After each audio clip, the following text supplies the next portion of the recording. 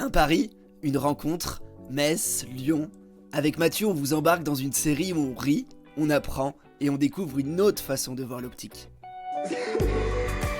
C'est quoi le plan d'eau?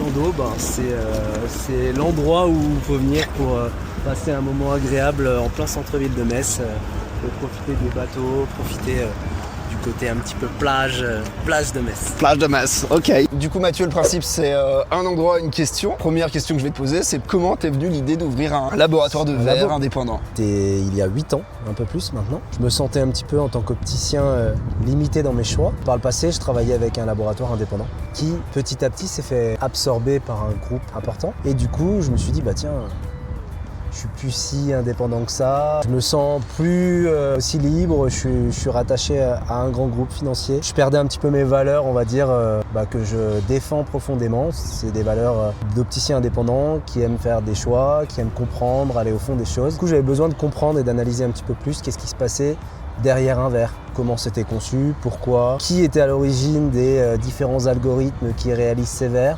Et pas juste des noms commerciaux et des appellations.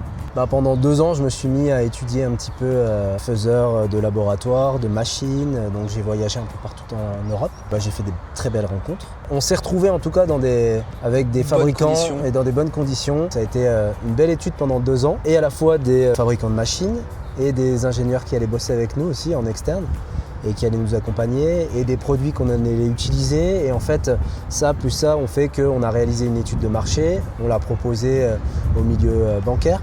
Okay. On a été soutenu aussi par le développement d'une industrie locale.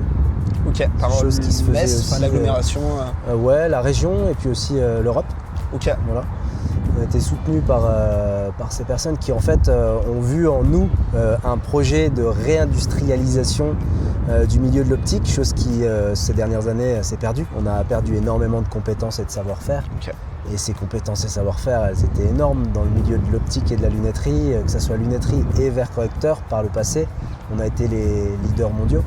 Donc quand on voit tout ce qui s'est perdu, moi qui ai pu passer par Moret à l'école et qui ai vu toutes ces industries fermées, en fait ça m'a un peu affecté à me dire demain, il faut qu'on recrée tout ça, qu'on le comprenne, qu'on puisse le véhiculer, l'alimenter pour que ça ne se perde pas et qu'on réindustrialise des bonnes compétences dans le milieu de l'optique. On a envie de te poser plein de questions, mais du coup on a plein d'autres endroits. Ouais. Je te poserai la prochaine question par rapport à tout ce que tu viens de me dire. En fait, j'ai plein de choses à te dire.